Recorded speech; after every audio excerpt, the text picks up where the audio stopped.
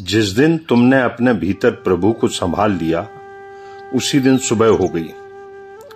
उसके पहले तुम रात में ही रहे। रात ही रात थी, लंबी रात थी, जन्मों जन्मों की रात थी। यह जो रोज सूरज उगता है, इससे सुबह नहीं होती। मन ही पूजा, मन ही धूप।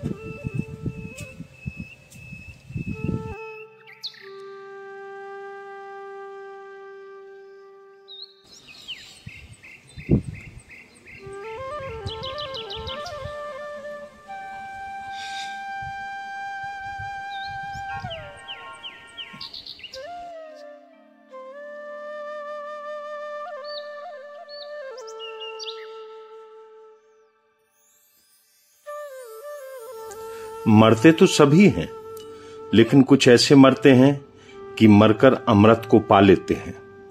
जीते सभी हैं, लेकिन कुछ ऐसे जीते हैं कि जीवन को जान ही नहीं पाते। और कुछ ऐसे जीते हैं कि जीवन में ही महाजीवन की झलक पकड़ आ जाती है। जीवन को ऐसे जीना कि जीवन का आधार पकड़ में आ जाए।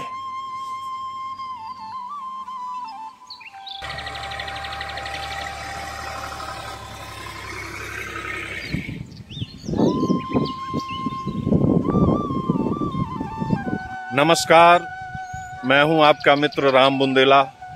मेरे YouTube चैनल पर आप सभी का स्वागत है। ध्यान साधना हो चुकी है, योग अभ्यास हो चुका है। आमों का मौसम है। आइए इन आमों के मौसम में एक आम नहीं, खास आम से आपका परिचय कराता हूं।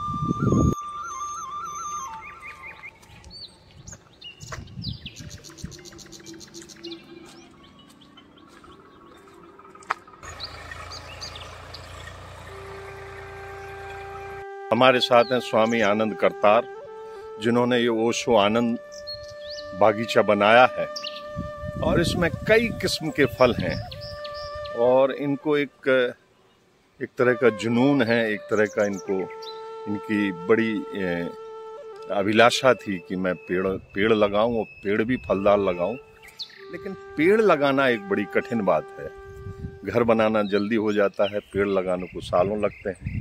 तो मैं जो और लोग इच्छुक हैं या इस तरह की फलदार पेड़ लगाना चाहते हैं, तो मैं स्वामी आनंद करतार से जानना चाहता हूँ कि कैसे आमों के या ये पूरे कई तरह के फलों का बागीचा लगाने का इनका ख्याल आया। कैसे किया स्वामी जी आपने?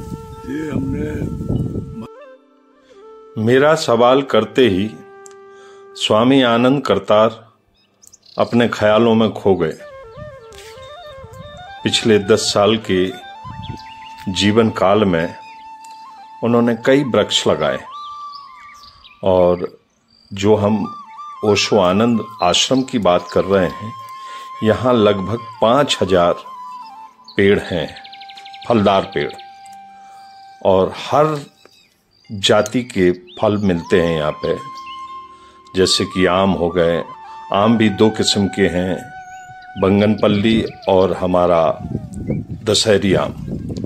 फिर अमरूद के पेड़ हैं, अनार के पेड़ हैं, जामुन के पेड़ हैं, चीकू के पेड़ हैं, नींबू के पेड़ हैं। ना जाने कितनी जातियां हैं यहाँ पे। और खास बात यह है कि हर पेड़ का वो ध्यान रखते हैं। और इसी श्रेणी में हर पेड़ को उतनी वरीयता मिलती है, उसको जीवन मिलता है, उसको पानी, उसको खाद। और खास बात यह है कि ये खाद केमिकल नहीं होती है, जैविक खाद से सारे पेड़ों को संरक्षण मिलता है। और उसी का नतीजा है कि हर पेड़ स्वस्थ है, आनंदित है और ओशो आनंद में अपना जीवन पाकर धन्य हो रहा है। इलाहाबादी अमरूद जो सारे भारत में प्रसिद्ध है, उसके 1000 पेड़, मौसम्मी के लगभग 1000 पेड़, जिनकी देखरेख स्वामी जी ने बड़े जतन से की है और आज वो खूब फल दे रहे हैं। ये अपने जो उत्तर प्रदेश का रीजन है, उत्तर प्रदेश का ये वो भाग है बुंदेलखंड, जो मध्य प्रदेश से जुड़ा है। तो ये बुंदेलखंड के हिस्से में ये जो बंगनपल्ली आम देख रहे हैं आप, ये एक आम कम से कम 500 ग्राम का होता है, 500 से 800 ग्राम का होता है, बहुत बड़ा आम होता है। और ऐसा कहते हैं कि ये हापुस आम का फैमिली वाला है, उसका बड़ा भाई है। तो कई बार ये हापुस आम के नाम से भी बाजार में आता है। तो इसके लिए इन्होंने क्या किया कि ये जब पेड़ लाए तो 8-10 पौध आ गई। अब इनका एक और बहुत ही अच्छी रिसर्च है स्वामी जी की कि ये उनकी कलमें बनाते हैं, और यही सही सीजन है कलम बनाने का। उसको कलम बनाते हैं, फिर उसकी पौध तैयार करते हैं, फिर उसको प्लांट करते हैं, कहाँ कहाँ बागीचा में लगाना है, सो आनंदमय। यहाँ स्वामी जी के निर्देश पर एक विशेष प्रकार का मटेरियल जो कृषि विक्रय केंद्रों पर मिलता है, जिससे कलमें लगाई जाती हैं।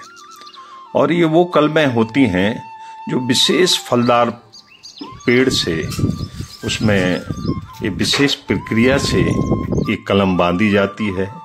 ये वो मटेरियल है जिसको एक पॉलीथीन बैग में लेकर और इस तरह से कलम उसको कटिंग करते हैं। ये वही आम है जिस पर ये आगे और भी इसकी जनरेशन तैयार कर रहे हैं।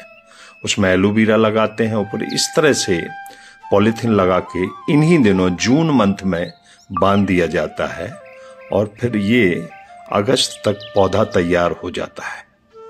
ये हमारे बुंदेलखंड में मेरे ख्याल से बंगनपल्ली आम पहली बार होगा। ये आम यहाँ लेके आना, इसी तरह प्रकृति बढ़ती है, संस्कृति बढ़ती है कि एक जगह से एक पौधा लाया गया, उसके कई पौधे किए गए। तो ये थे हमारे खास आम मिस्टर बंगनपल्ली।